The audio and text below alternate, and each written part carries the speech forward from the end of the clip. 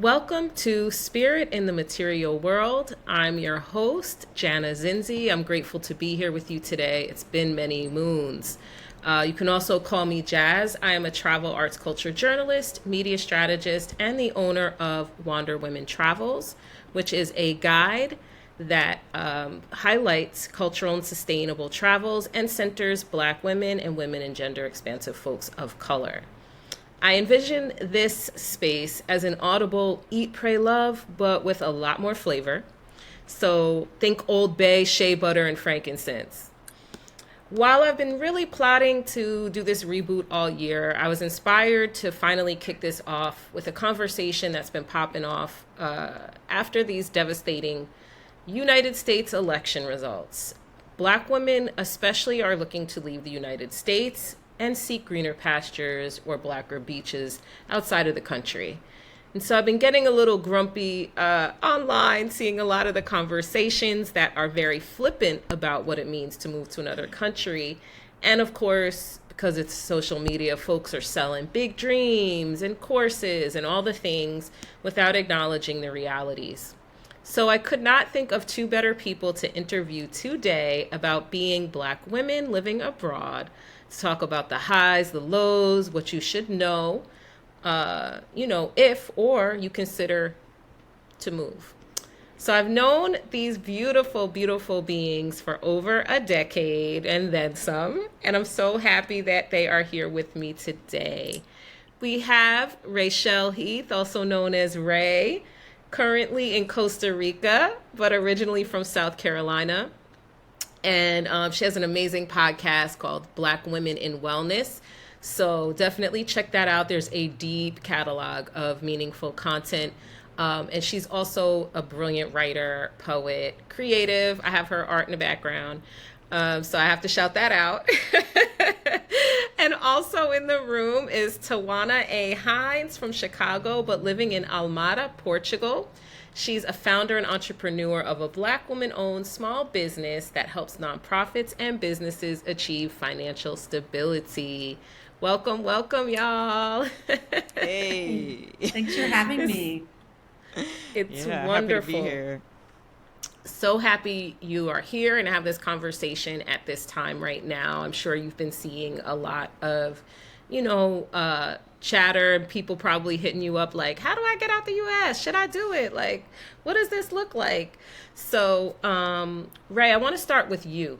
You've been living outside the US since the mid 2000s. So you're like the OG, of this situation, of this game here.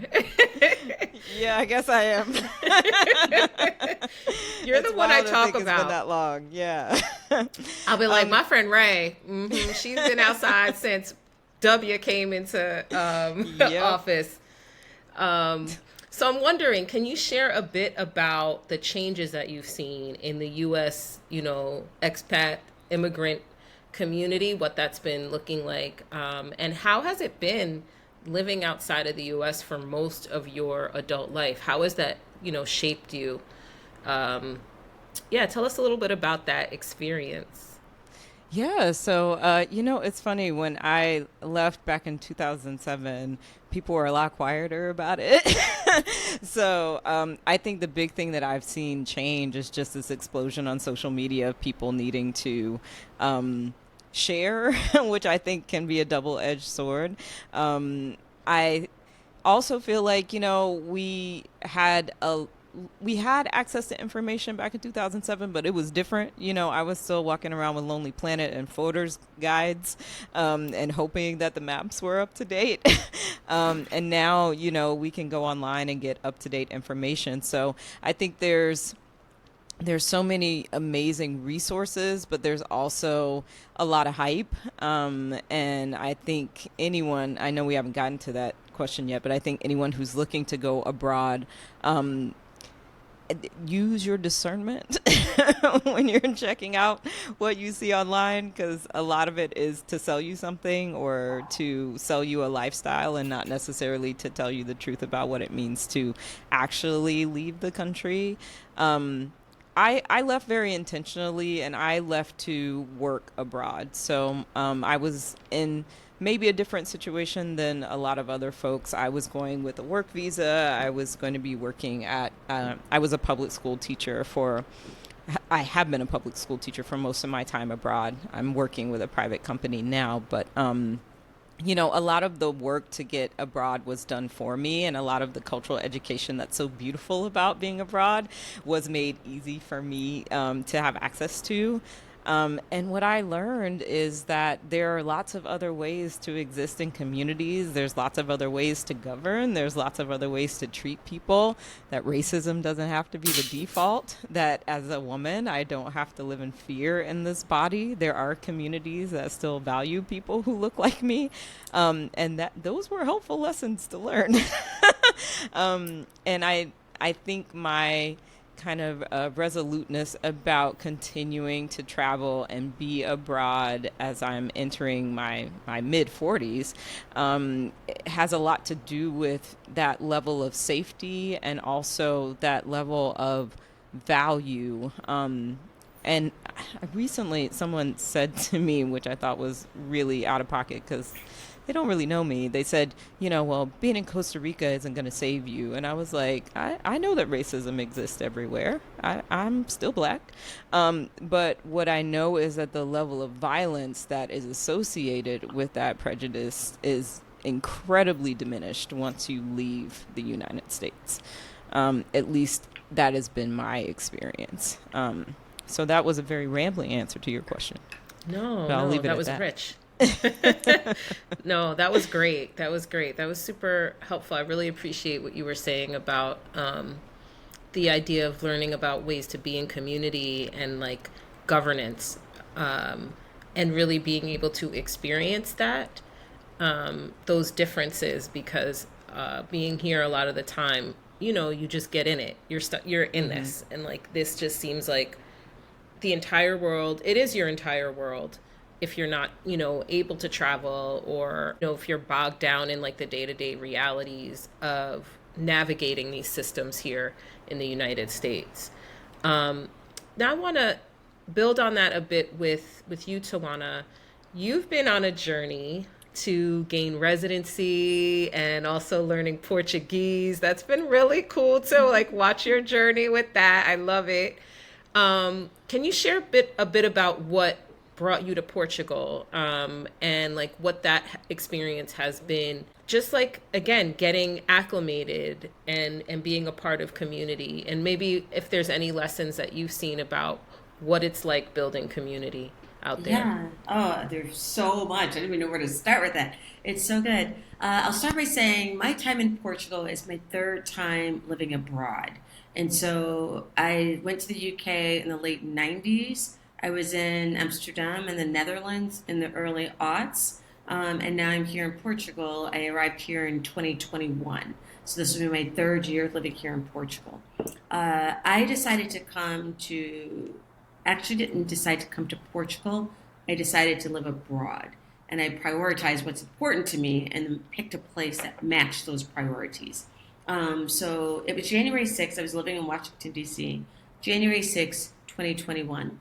And I remember, I mean, if we close our eyes and rewind to what that time was like, we had just been locked in our homes for about a year. So that's a year of not attending funerals, not having birthdays in person with friends that we love, not being able to fly in airplanes and travel, do things that we might be used to. Like for a lot of us that were actually like believing that COVID is real and trying to keep ourselves from getting it, our lives changed drastically in 2000 and early 2020 and 2020 and early 2021.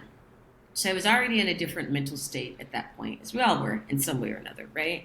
So then I'm sitting there in Washington, D.C., and a lot of the ways in which the news gets reported about the insurrection, people storming the Capitol, it's reported almost as if they teleported in and left, as if the people who were living in the DMV didn't have to live with the people who had come in town from that before, during, and after, as if they weren't at the grocery stores with us, riding the trains with us, as if we weren't literally locked in our homes because they put the city in a curfew. Everybody get off the streets.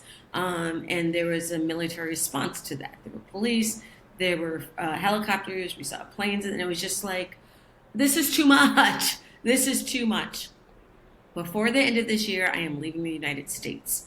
I decided first, as I mentioned, I'm leaving the United States. That's a point I often give people. People reach out to me. Portugal's really popular right now. They'll say, hey, I'm thinking of coming to Portugal. What do you suggest? And I'll say, I think you should pick the place that fits best for you. That might be Portugal. That might not be Portugal. I love it here, but I may not like another place just as much. That's nothing against that other place. It's just you've got to know what are your goals for getting abroad. What's important to you as a human being? I need beaches. I need water. I need the ability to travel for fairly low cost to nearby countries without the need of another visa. I have several things that I need to have access to. And so I started with what do I want? What do I need? What makes me feel safe? What makes me feel secure? What makes me feel loved? Wrote all of that stuff down and really started looking for what are the countries that can offer that to me. For example, I've struggled with anxiety, depression, all kinds of things throughout my life. And that doesn't mean that it's like, oh, people say that. You hide it well. No, I don't. I manage it. I manage that just like you'd have to manage anything else in your life, ADHD, what have you. And one of the things is knowing what my triggers are. What are the things that make me feel sad? I cannot live in a place that is gray, rainy, and cold. I was not going to return to the UK. I was not going to return to Amsterdam, as lovely as both of those places were. I literally Googled places in the world with the most sunny days. I Googled who has the best weather. I Googled the kinds of things that I know are important to me. Portugal gets 300 sunny days a year on average. I was like, that sounds good. And so there were just other things like that that I was like, what's going to make me feel good in the place that I live? So I would say that's my biggest tip for people who are thinking about whether or not they should live abroad. Number one, don't pick a place and then try and jam your life into that, because wherever you go, as they say, there you are. If you're the kind of person who meets with your family every Sunday and y'all get together and y'all have dinner and things like that, moving 3,000 miles away is probably not the best thing for you, right? You may come home. A lot of these influencers aren't telling you the number of people who move to these countries and then move their asses right back home. Not everybody who comes abroad stays abroad. And so really think about what do you actually need to do that. The other thing I want to touch on, and then open the floor for other stuff that we want to get on. You mentioned in the beginning, you said something about like Black people thinking about Black women, thinking about going abroad, what we might encounter there, things like that. I always love reminding people we are the global majority. And so when people ask me things like, oh, I wonder if there are going to be Black people in the country that I'm going, I'm like, there are Black people in the United States of America. And so as we think about, will there be people who look like me? And for those of you who may be listening to this and not viewing this, I am a dark chocolate brown skinned woman.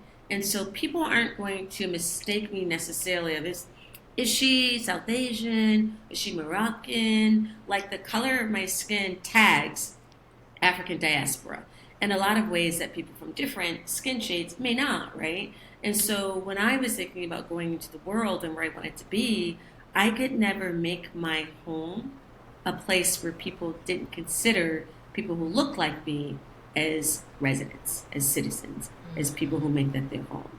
And so again, it's like we're everywhere, but the degree to which we all look alike is very different. We don't. We look a million different shades, everything from milky white to that deep, dark, chocolate, delicious hot cocoa, right, brown. And so like even that, as if you think of just like being a Black person in the world, how you're clocked and identified as a Black person varies based on what you look like, right? So there's just a lot of things in what we've talked about so far. So those were two. One, pick what you need and what you want and what feeds you.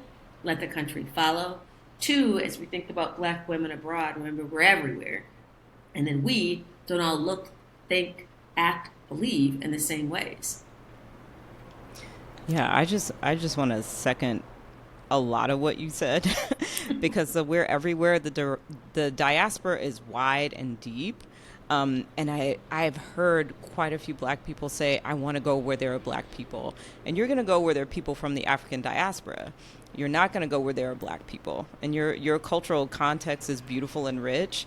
But if your reason for wanting to go somewhere is because there are people who look like you, and I'm using air quotes, you're probably going to be disappointed when those people either speak Portuguese or Spanish or some other language that you don't speak and have a completely different cultural context than you and look at you as an American. I think we're so often clocked in the United States as other, which is, I'm going to say it, fucked up, because it's the only country we got, most of us, that many of us don't associate as being American. That's adjacent to whiteness.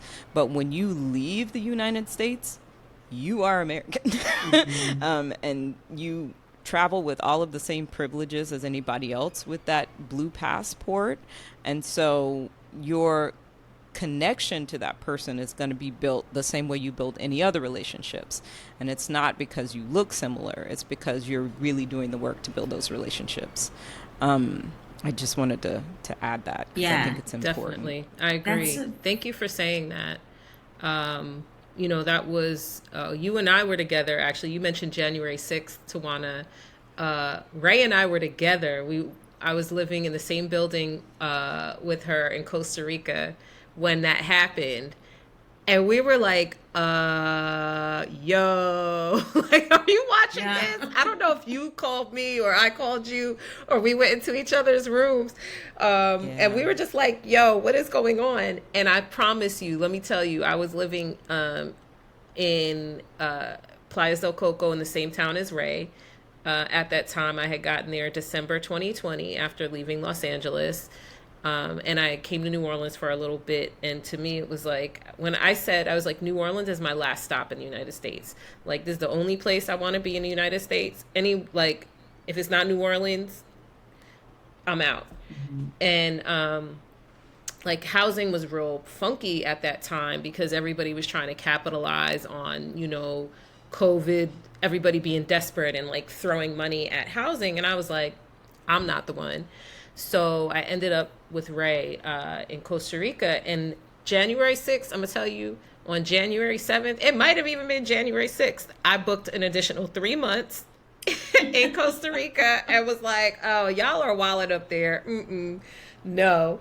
And then ended up moving to the Caribbean coast, where I ended up staying for like on and off for another like 9 months.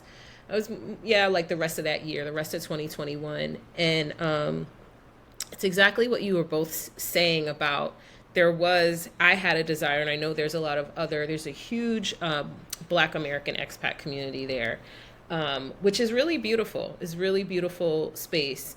And also one of the biggest lessons was, I think, that people overall were learning is that, like, yes, there's this desire to be around other Black folks, other folks from the diaspora. It's one of the reasons why I love it there, But at the same time, I will tell you, Ray, I was with you when we saw the Confederate flag. It was maybe my third day in Playas del Coco. It was on some dude's bike.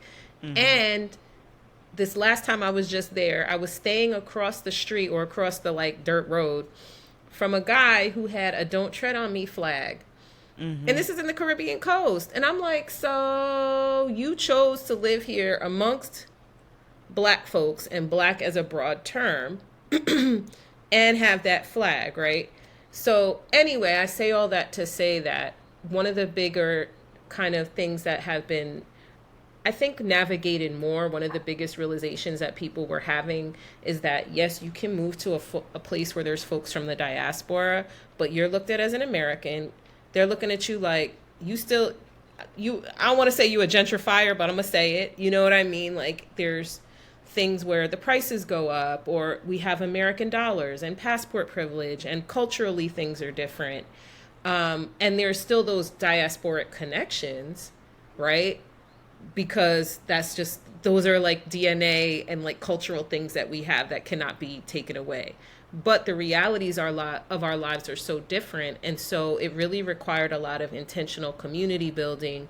And, I lift up a lot of the folks there who were really serious about that.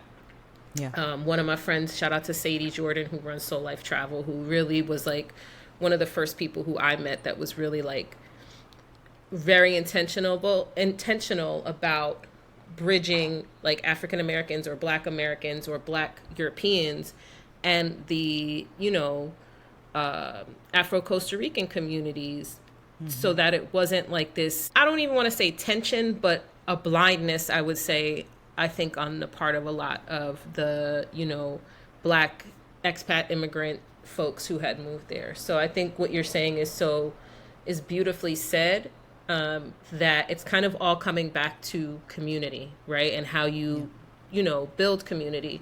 So I'm wondering, do you have any, I'm going off script in terms Love of the it. questions, but I just, you know what I Let's do mean? it. Let's We're do going to it. freestyle. Because But I'm to like, build when on we going to that, talk about the gentrification? I mean, listen, if you want to go in on that, do it. Because what I was going to ask, and I think that it is actually connected, is what have been some of the best maybe lessons or best ways that you have been able to build community in different places? So like you, Twanna, in Portugal, Ray, you've lived in so many places, right? You've lived in the Marshall Islands, Mexico. You ended up in Costa Rica kind of by accident, So what does community building look like, especially when I think as these conversations about post-election life are happening here in the U.S., we're talking a lot about this idea of community building and mutual aid and analog time. So I'm curious what that looks like in the context for you being in spaces that were, where you moved into these new locations and new communities. Well, new to you, Yeah. I Do you want mean, to take that first, right? Yeah. yeah, my first thought is you have to stop centering yourself. I think we oftentimes move in a way that it's the world revolves around me and all of my needs are priority number one, right? Not saying that that's, an incorrect way of thinking. You got to take care of yourself. But when you move to another country, you're a visitor. You're a visitor and you're there because they've decided, you know what? You seem like you're going to treat our space nicely, so come on in. Come on in and enjoy what we have to offer, right? But if you move into that space in a way where you're centering yourself, it becomes about all of the things that you want, you need, and also your pain, because folks that are talking about leaving the States right now are talking about leaving because they're in pain. They've been hurt in a way by this new shift in government that feels like it's not something they want to support anymore. But that other country is not responsible for your pain. That's something that you have to work through on your own. So if you go into a space understanding, one, that you're a visitor, understanding, two, that you're not the center here. You're coming in at the, grace of this country. And then also to come in with curiosity, like, I think you're right, Twanna, that if someone is moving somewhere, you need to prioritize your needs first and go somewhere that's going to meet those needs. But also, have curiosity about where you're going to be, about learning the language, about learning the culture. I love taking classes when I go to new places because it's a wonderful way to meet people, but it's also a wonderful way to really connect with the local culture. Don't spend all of your time with people from your country. If you left your country, it was because you hopefully had some curiosity outside of just wanting to leave your country. So how do you connect with local people? Going to local businesses, give your money to people who are from that country. Like I said, taking classes, meeting people, go to the gym if you're someone who enjoys exercise. So those are some of my thoughts about how to build community. But I think the key is you have to move away from centering yourself. I love that, and that's so true. I think I agree with all of that. I literally am just sitting here soaking that in because I was like, oh my gosh, that's so beautiful about that, right? Oh, what would I add to that? I would say, just turning the dial up even more, and something you put up is language. Absolutely learn the language of wherever you go. I think it only harms us. I think as a visitor, and I love that word that you said, you are a visitor, so I'm going to use that, I think, for the rest of this conversation, as a visitor, right? Like as a visitor in that country, it's easy to feel alone or isolated or outside, or I'm hearing this noise around me that's just like white noise because I don't know what these words are. I don't know where one word stops and the next one ends. It's just a string of sound called a language that I don't know that I understand. And so for me, learning the language was the number one thing that has made me feel like I'm a welcome visitor and that I'm a visitor who can understand the world that's going on around me. I think I speak Dutch fluently because I didn't before I moved to the Netherlands, but I sure shit learned it. And I speak Portuguese now because didn't speak it before I moved here, but I sure shit took the classes and learned it. And I think that so much of it for me was when I go abroad, I have chosen, even as a visitor, to make that place my home. I have a lease in my name that is more than likely in the local language. Yet another reason to learn the language, right? You'll be signing shit in languages that you may not know. Google Translate can only pull you so far, right? And so I knew that I wanted to learn the language, and that's been such a big and important part of feeling community.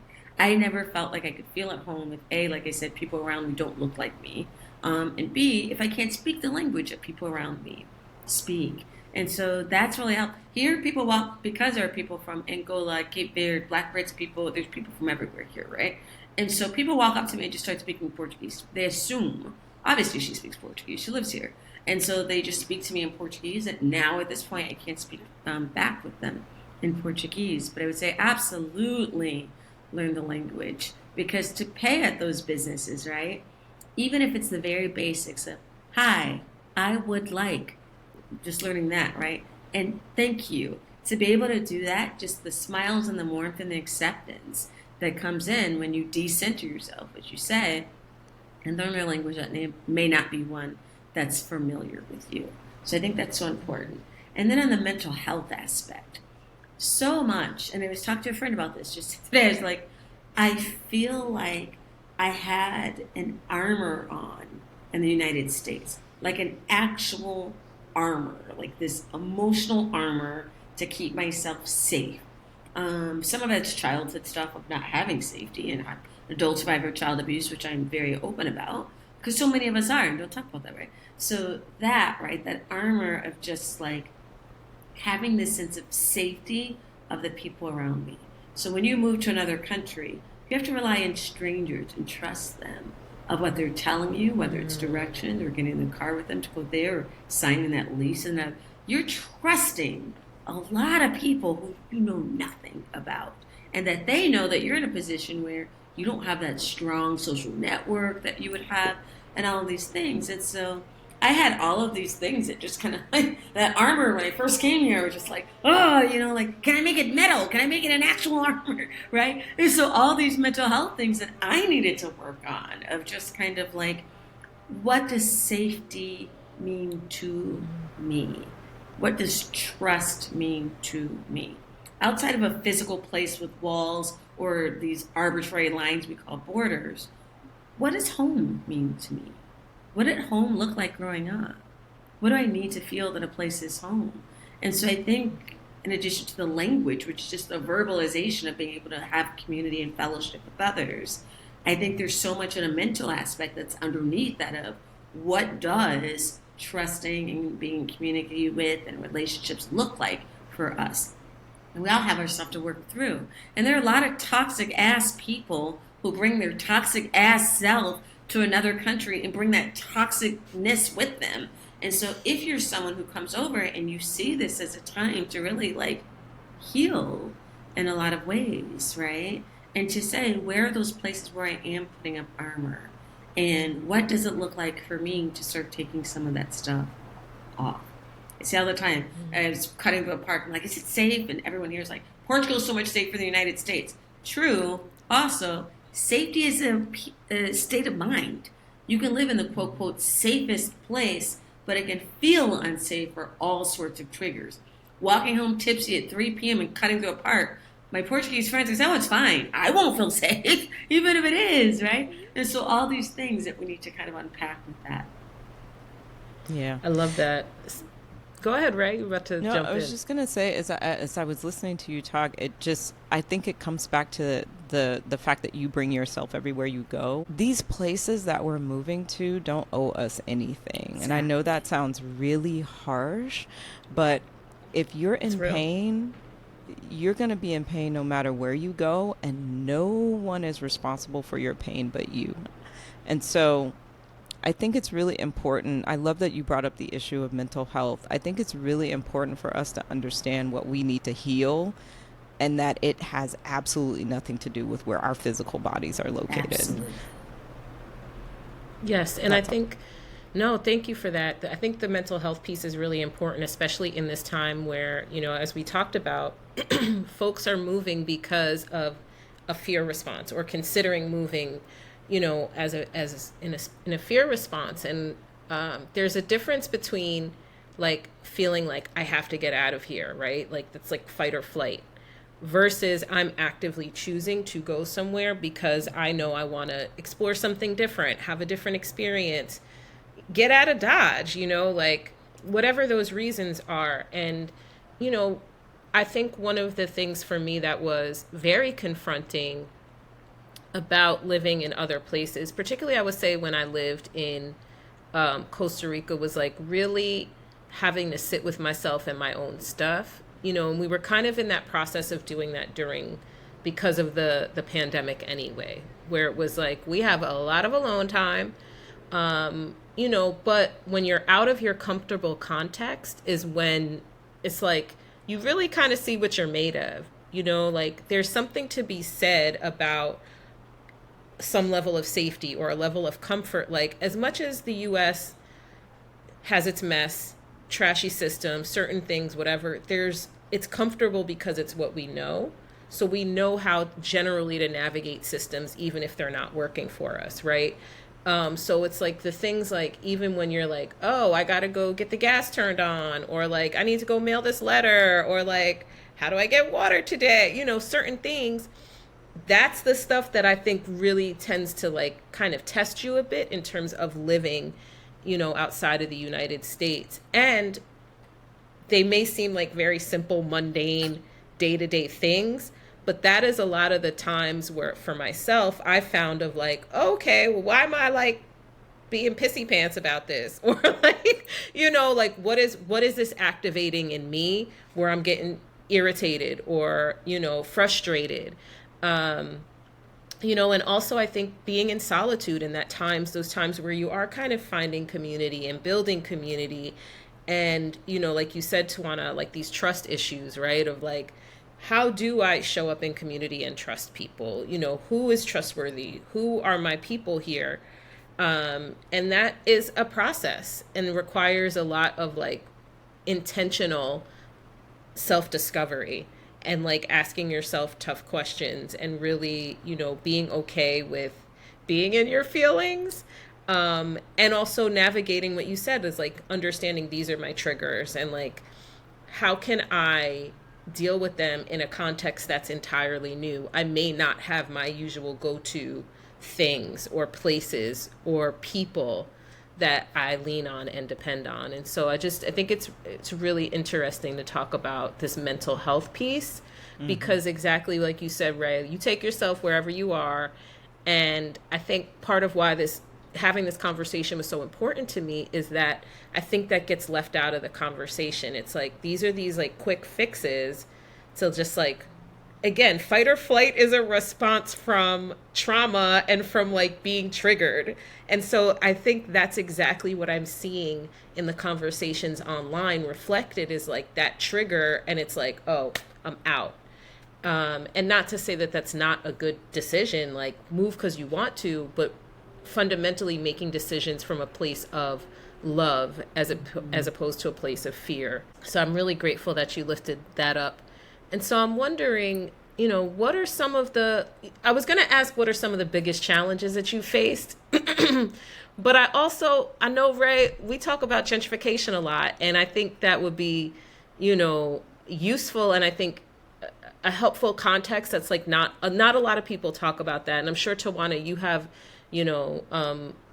experienced that in Portugal with like this, huge rush of folks moving to Portugal. My mom even was like, "So, I think we could go to Portugal." And I was like, "What you know about Portugal, Mom?" Okay. Cuz like one of her friends is like, "That's where we're going when like Yeah. everything goes to, whatever." So, I'm just curious about and I live in New Orleans, right? So like every city that I've lived in has experienced gentrification, which really strips the culture so much of the beauty or challenges, disperses the beauty of our spaces. So I'm just curious what that, looks like as an experience living outside of the US and also being, you know, an American or someone from the States in these places where there may be pushback or resentment, or maybe like they're just like, yes, rolling out the red carpet for you. So curious what those experiences have been like and what you've seen, how that's changed the places that you live.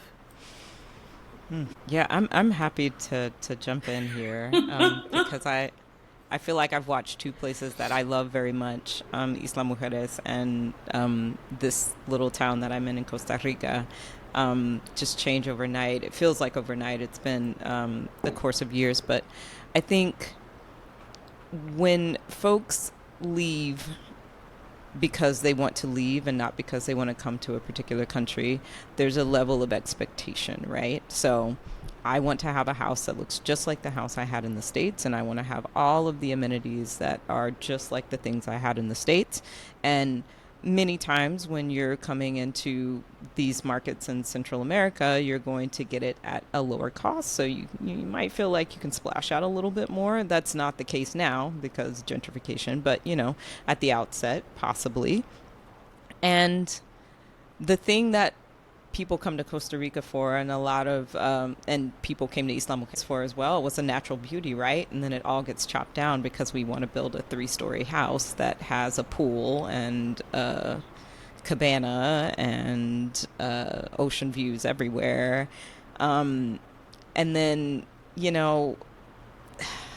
gosh, there's so many things that I want to say, but I think what I really wish that people would consider when they're moving is, do you want to be the person in the house on the hill that has all of the luxuries and, is just living it up at the expense of the locals? Or do you want to be someone who lives in that place and is a really part of the community? And I think that they're two very different experiences.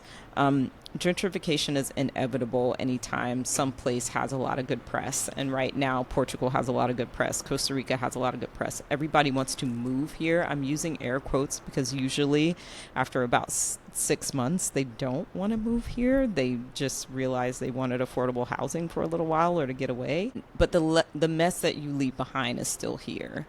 There are towns near me where the locals can no longer afford to live in the town where they work. They have to take a long bus ride to get there. And it's because of gentrification. There are displaced wildlife here. And it's because of gentrification. And I think there are also quite a few people who are selling their land because gentrification also has a tendency to bring in an outside element that doesn't have as much care for the town because they're not from there. They're there to take advantage of the town. So it changes the level of safety in a place. It's interesting, and I kind of feel like I'm rambling, but I'm going to finish my thought here. It's interesting because the folks that come in and they build these luxurious homes and they have these, demands for imported goods and, they want things to be like where they're from. Those same people come here because of natural beauty and safety, and it goes away when they start making those demands. Is where I'll leave it at that. It's well said. It's a huge one. I think whenever there's any conversation about gentrification, I like starting by saying we all have to define what that actually means. Because humans are an invasive species, right? And so we got to start there, and then we're just as migratory, if not as birds. And so as we think of not only where we're from, where our people are from, where those ancestors come from, we've all, as a human race, have moved and migrated and gone to different places. So when we talk about gentrification, I always start and say, well, we've got to think about what do we actually mean by that and not assume that we're all starting on the same starting point. So that's the first one. And then the other thing that I think about, you're right. Like, I mean, that's a global phenomenon. Portugal, where, and I can pull up the stat if you, later we're going to talk about like if you want to, in the liner note type of thing, description or whatever, specific statistics on how radically things have changed. So, for example, about half of Portuguese people earn the equivalent of $1,000 or less per month. And so then when you have someone coming in from Berlin or Amsterdam or London or New York or any of these, they're like, whoa, I can get a fat ass pad for only 1800. Amazing. I was paying double that, or I was paying that in the US, but I had a one bedroom. Now I can get like a house. And so people are kind of like leveling up, right? Based on the cost of living being drastically different for where they are. And that pushes people out, right? And so that's happening here in Portugal for sure. The cost of renting an apartment in Lisbon is some of the highest in the whole of the EU, while the local wages are some of the lowest. It costs more to rent an apartment here in Lisbon than in Rome, for example. And this is a country of 10 million, not a city. The entire country of Portugal has about 10 million inhabitants. And so it's not a big city, Lisbon and Porto de Algarve. Not big in the same way that they are in the US. So when you get such a sudden influx of people from all over, right? It's kind of way about that. And so as visitors, we can't vote in a lot of ways. And as visitors who are pushing out local people, there starts to be a shift of the geopolitical views of what it's like that, you know? So it all goes back to the like, as a visitor and you come, like, what's your goal? What are you trying to do? Are you learning the language? Are you choosing to live in a kind of place? I actually don't live in Lisbon proper. I live in Almada. My first year I lived in Lisbon because my entire life was being upended, as it is when you move abroad to another country, right? The grocery stores are different, the food are different, the language might be different, everything's different. And so I wanted to be in a very central location place where it's easy to get around. They have a metro, I don't need a car, just basic ass stuff, right? So my very first year I lived in Lisbon proper. After a while I was like, all right, done with the tourists, done with this. And I moved into a little local village where everybody around me speaks Portuguese. And if you ask them, hey, do you speak English? They'll say no. And so it's very much like I live in a smaller local community. I go to the local school up the street in my neighborhood to take Portuguese classes. When I go to the padaria, the bakery, they know my name and they could tell. They tell me, your Portuguese is improving. Because I've been going there for a year and a half now. And so they knew me when I can only say basic stuff. Now I can ask about the plate of the day. Oh, I like salmon better than this. And they're like, oh, your Portuguese has gotten better. And so it's nice when you're there. It's like, so not only if you don't want to be part of the gentrification problem, right? One, defining what that means. Two, thinking of like, how can you not be part of that? How can you make things better, right? Mm-hmm. And the choices, not only like how you live there, where you live, all of these kinds of things. And that's the other thing I tell people too when they're thinking of going to another country. If I say Italy, you can name at least 2 towns probably there, right? There are more than 2 towns in Italy. And so as we think of these countries that we want to go to, it would be like someone who's not from the U.S. saying, I want to go to the U.S. and I can only live in New York. There are a lot of Americans who don't fucking like New York, you know? There are a lot of Americans who don't like Mississippi or don't like California or don't like Idaho. All of those places are extremely different. And so you might like that country, but not the city that you went to visit when you came for a 2-week scouting trip. And so as we also think of gentrification too, it's like Sydney, Lisbon, Rome, Accra, like these are not the only cities in the planet. And so also thinking more holistically about if you're thinking of moving to another country, think about the non-major cities. One, the cost of living won't be as high. You won't be pushing people out because there's not as gosh of many people moving, right? There are way more people moving into Lisbon than there are Tomar. People don't know what the fuck Tomar is, right? And so it's like going to a smaller town too. They don't have buildings with pools and all this. You're going to live in a more authentic local place and you're not going to be displacing people as much. So you can also think of it in terms of even if you are moving as an American with American salary and all of these things, if you want to live like a local, you can pick a local community to live in. Yeah, Definitely. but I just want to add, if you are going to live in a local community, integrate. Yes. Integrate. because if you're going in and you're disturbing that local community, then we're still gentrifying. We're still part of the problem. The other thing I think we haven't talked about, but you don't have to leave forever. Like, if you're really considering leaving, maybe do a month, maybe do 2 months, maybe do 3 months. Try it out. Some folks that are talking about leaving have never moved, period.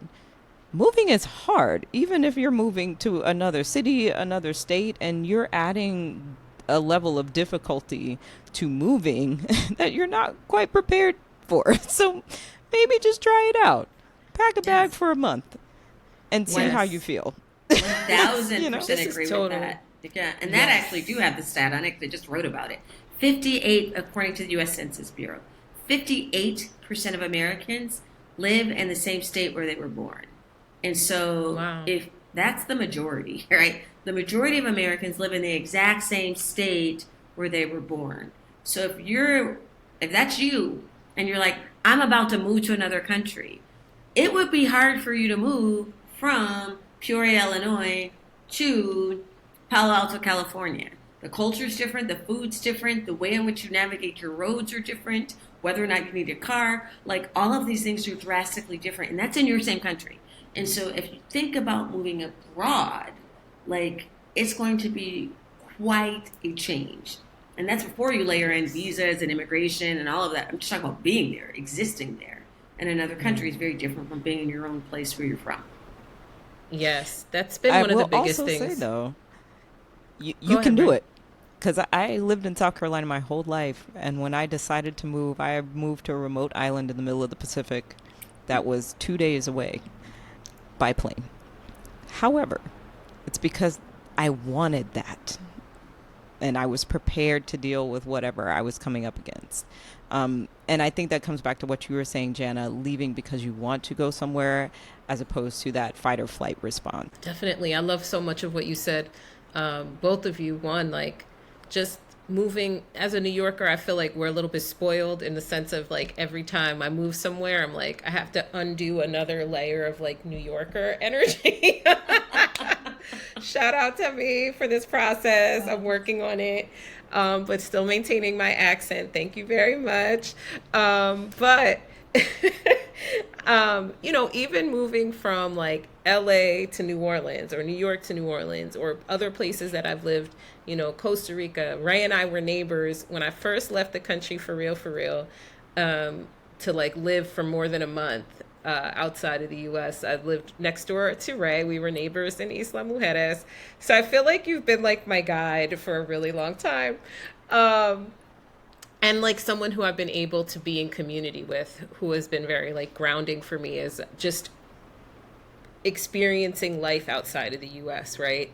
And what those changes are. But, again, it's just like the reiteration of the community piece. And like, there's a piece also about humility, right?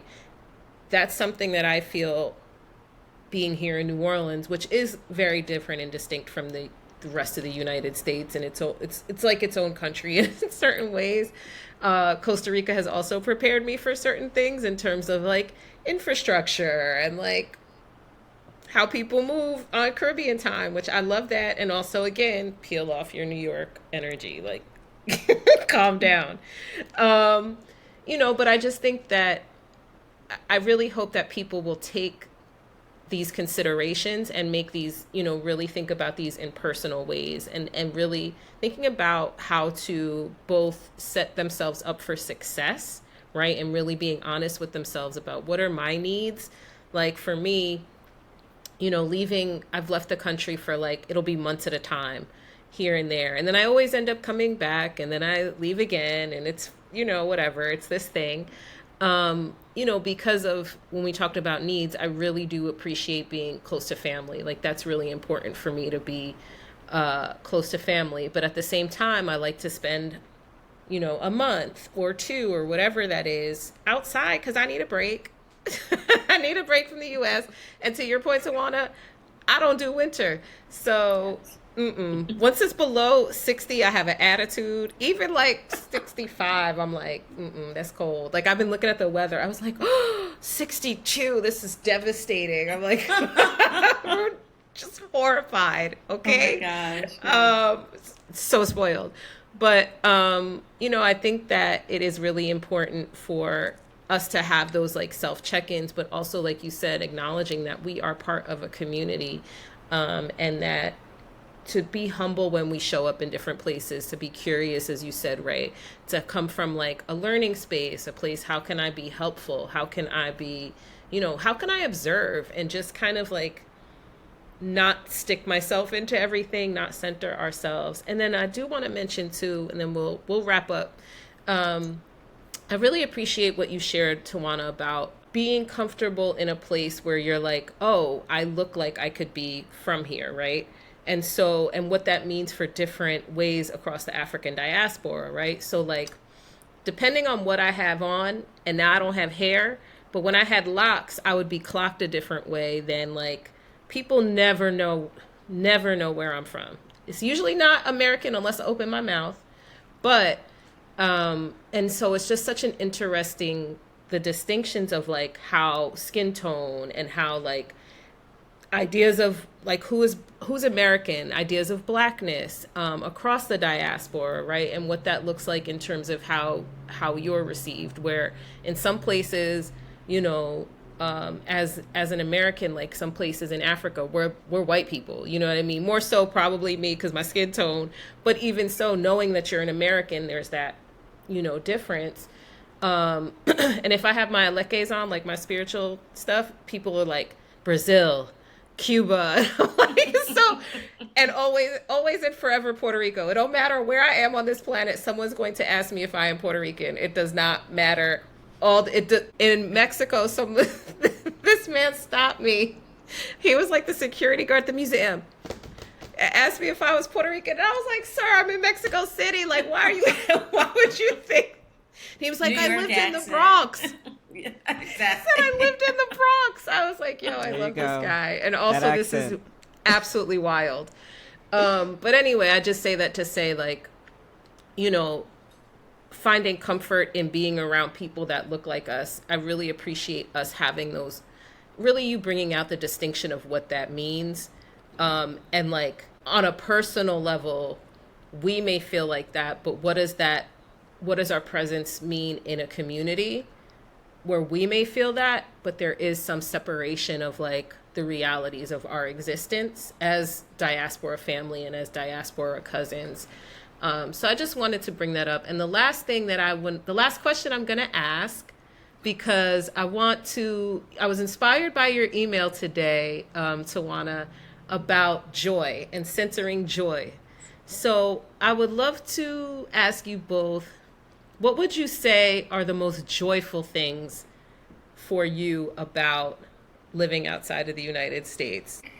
This is such a hard one because there are so many things. Like I said, this is my third time doing this. So over the past 30 years, I've dipped in and out between Europe and the US.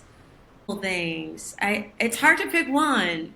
I'll just rapid fire say some of the things that I love.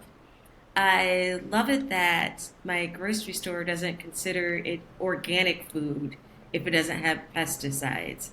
I love it that I actually am getting to see what the flavor of different vegetables and fruits actually tastes like when they're grown in the time that they need. I love it that the pace of Portugal, right, Southern Europe. So the pace of things is just very, very different than the United States. That people actually stop. My neighbor even talks to me sometimes, like, "Hey," and I'll start asking a question. And he says, "Hola, buen dia, tudo bem?" Like just like the cut to the thing that we as Americans in general, right? Like that's not the way things work here. I love it that people center relationships first before anything else. Even your plumber, you're going to have a conversation with them in a way that you wouldn't in the United States. I love that I feel, because I tend to like seep into the cultures in which I live, you said people think you're Puerto Rican. They always assume I'm from the colonies because I know where everything is. I get to know the place. So I was in the UK, people thought I was Jamaican. When I lived in the Netherlands and I opened my mouth and spoke Dutch, we're like, "Oh, are your parents from Suriname?" Here, people think I'm from Brazil because I speak Portuguese and I look the way that I look. And so sometimes if they like, they'll think, "Oh, is she from Brazil?" It's like, no, I'm American. And so I love it that like I'm able to seep into a lot of different cultures and ways of seeing the world and be exposed to different ways of thinking that I may not have even considered, right? I love learning different languages because you learn different ways of uh, thinking because people speak in the way that their brain works. And so the way that the grammar works, the languages that exist, saudade, the words that exist in different languages that don't exist in English. Portuguese, and probably my comprehension is good, my accent not as much. Saudade, I think it's pronounced, but it's this like longing, desire, and hope. It's the desire that the heart has after the thing is gone. And so there's no word for that in English in the same way. And that's beautiful. In Dutch, my favorite word was gezellig. And so it means a mixture of coziness, warmth, feeling like, oh, it's great or whatever. Because you can say, oh, I had a good time. But good time is gezellig means when all that, and you know that when you've been in that where it's like, it all just felt right, right? That whole just like, that one word that captures exactly that feeling. And I love that because it's like the fact that those words exist means that there's an expectation that you live like that. That's why there's a word to describe it. So I love that too. And like, I can go on forever. I literally, like you said, I've done this quite a bit now. And I just love like existing in different cultures. Yeah. Thank you. Yeah, you were talking about languages, and I too absolutely love being able to learn new languages. When I was in the Marshall Islands, I was learning Marshallese, and I wasn't going to use it outside of the Marshall Islands, but it was a way to connect with people. And their word for hello is a lot like aloha in Hawaiian, but it's yakwe, and it means hello. It means goodbye, but it also means I love you, which I think is really beautiful. It actually literally translates to I love you, you're a rainbow. Um, so Oh my when I gosh. when I think about Yakwe, it kind of encompasses one of the joys of being abroad, which is learning that there are different ways of thinking and holding space for people. But I think also what brings me joy is that I wake up every day feeling a sense of peace and safety that Mhm. I don't know that I felt when I was in the States. And, Same. I I grew up there and my family's there. I go back regularly. But it's not the same kind of groundedness that I feel even when I'm on the road. I spent a year living out of a backpack and I was moving all the time, but there was no point where I felt like I was worried for my safety or I was worried for my things or, I felt like I had to hide myself. So I think that that's a great joy. I think it's a great joy to be able to go out in my yard and pick food. I pulled sweet potatoes out of the ground before I got on this call, and it's fantastic. And I also get a great deal of joy knowing that there are people who will take this journey and open themselves up to new possibilities as well. And I know we talked a lot about gentrification and we talked a lot about fear, but there are folks that are going to get to that point where they're like, no, I actually want a different experience. And meeting those people on the road and seeing them open up to themselves is also a source of joy. And yeah, that's really beautiful. And so I do want to encourage people to try something new. And, like I said, maybe don't hop on a plane and go a gazillion miles away the first trip, but, you know, go and go by yourself. I've done all of my travel by myself. And you get to show up in a way that you might not if you were with your best homegirl or your cousin. Um, and just learn about yourself, learn about the world. It's a beautiful thing. That is so beautiful. I love so much. And it's perfect too, because both of you are like language folks. So I was like, oh, this is great. And just sitting really with what you said and what I've been learning living back in the States and being in New Orleans, after I came back, it was always important for me to be like, how can I take some of those lessons? How can I like hold on to some of those feelings while I'm in this ridiculous, context of the US that does, it sucks you in, right? And you don't realize that, I think, until you like leave for an amount of time and come back. And so I'd never want to negate that. And part of it is why I have this like tattoo. You can't entirely see all of it, but it was like, this is a reminder of my time in Costa Rica and nature and like the calm that I had. And it was done by this really dope local woman tattoo artist. Shout out to Gabby Castro. I text her like randomly and be like, yo, I keep getting compliments on this tattoo. Like, you bodied this. Thank you. Like, sending so much love. She's so great. And, but I just think about like, how do I maintain the joy within, right? And there was a lot of challenges that I dealt with being, living outside of the country at that time, just because of the space that I was in emotionally and, again, coming out of pandemic. And so I love to hear this, like the things that you love, and that bring you joy. And for someone like myself, it's like, I've planted some different plants that I've seen in Costa Rica, like they work here in this environment. So I'm like, yay, like I can bring that here, or things like even planting my moringa trees or whatever it is, right? And like, finding the joy in where we are while also still having that desire to explore. I know that this is, that there's a big wide world out there, not just for me, but for all of us. And that I do feel like, and I've always felt like this, that travel and then by extension, living in other places is really important for us to community build, both as folks within the diaspora, but just as like people in general, that I feel like we have similar kind of open heart space, right? And a desire to want the world to be a better place. And so it could not be more important to me, I think, for us to like, again, really think about what does that community building mean as we travel, as we maybe tiptoe into moving other places, and just as we're in community with each other virtually, and sharing information that I think is helpful and that is grounded and that is also joyful as well, because we need joy. We need to cultivate it no matter what is happening in the world, especially amongst us. So I am just super grateful for this conversation, your time, your wisdom.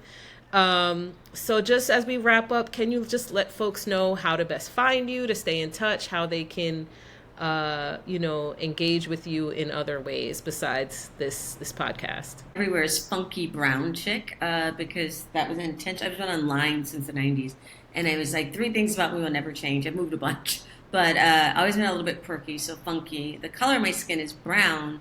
The word used to describe me as a Black American woman is different depending on the country that I lived in, because they didn't all speak English too, right? So that's why I picked brown, just descriptive, right? And then chick, very femi, and I'm cool with that.